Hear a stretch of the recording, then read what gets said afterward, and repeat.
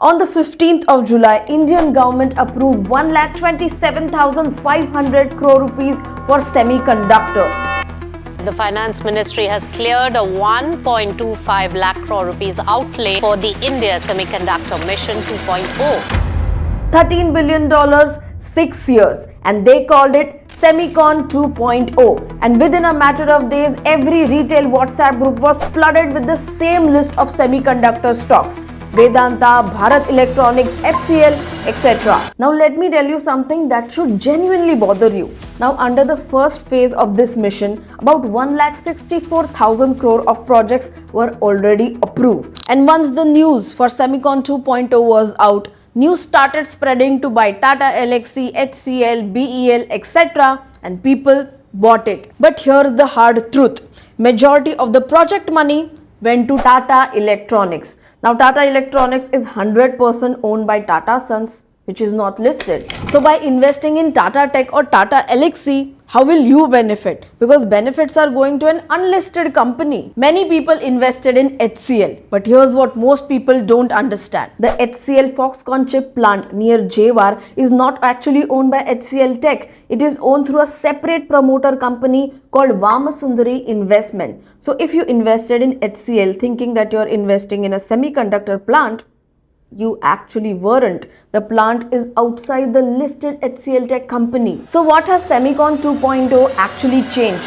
And yes, it has changed something big that almost nobody is talking about. And I'm not the one who will simply say that this stock is somehow related to the semiconductor industry or this stock might indirectly benefit from the India semiconductor boom and then recommend it. I want to talk about a listed company that can directly benefit from the semiconductor push, which is backed by proper numbers, actual business exposure and clear facts. And according to me, there are 5 such stocks which can genuinely benefit, and I am going to reveal them in this video. So this is Sanika Karnik, CEO and founder at RangaOne Finance, where your growth is our priority. And now let's start with the video.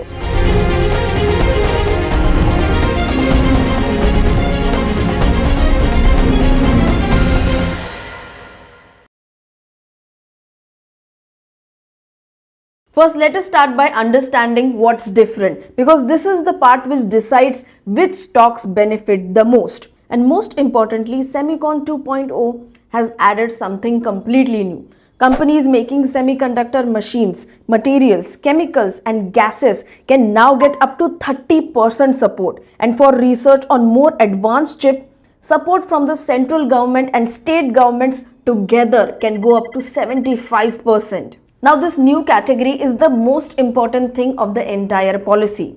Here's why. A chip factory buys its machines once, but it consumes over 150 different chemicals and more than 30 gases every single day for the entire 20-year life of that plant. And India imports almost all of the semiconductor grade versions of it. So the government has stopped running a subsidy scheme for just a few players. Instead, they are building an industrial policy for the entire supply chain, which changes the investing question completely. So don't just look at who is building the semiconductor factory.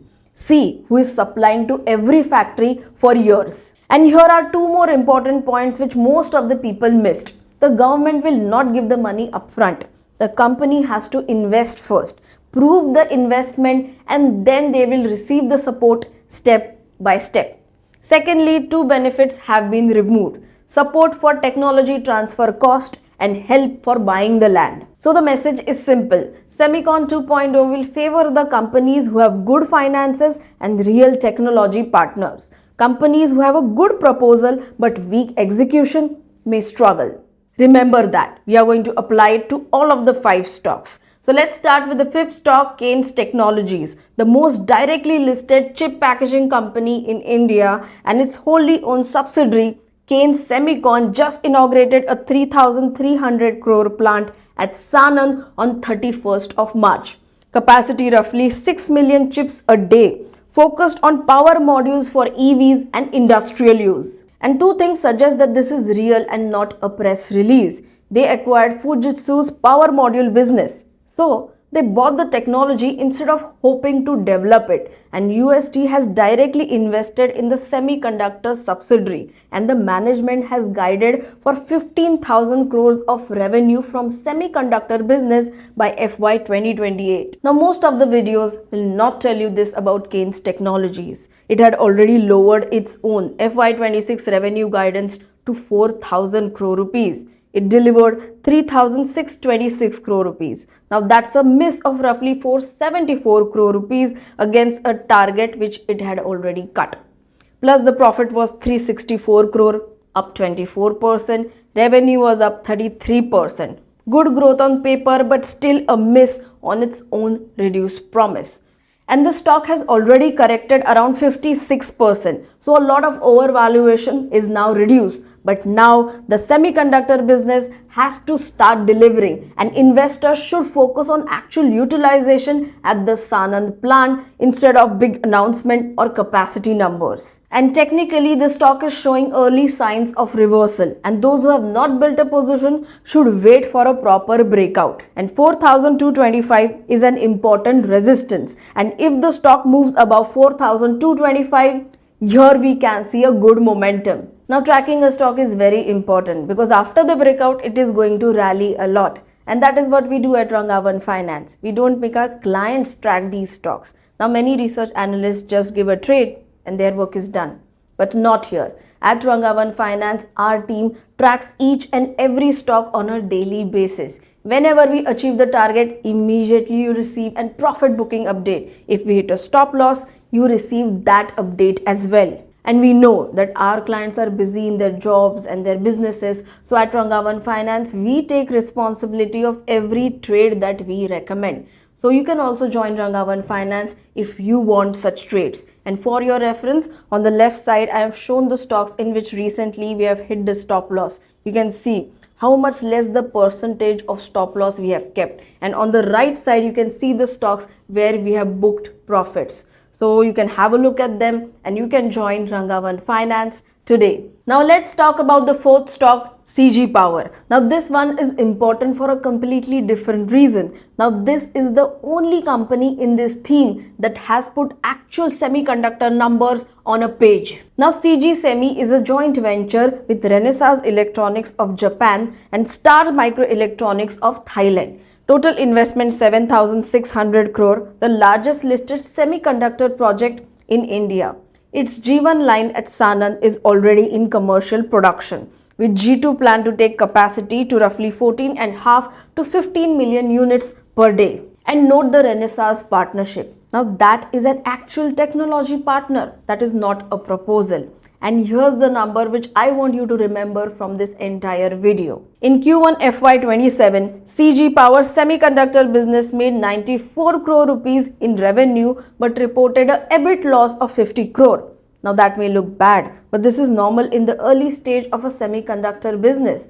Costs are high, production is still low, so losses can become more than profits. But the main CG Power business is still strong. Revenue was 3,061 crore rupees, up 16%. Profit was 364 crore rupees and the order book stood at 17,333 crore rupees. But the valuation is a concern. The market cap is around 1.38 lakh crore rupees and the stock trades above 17 times book value.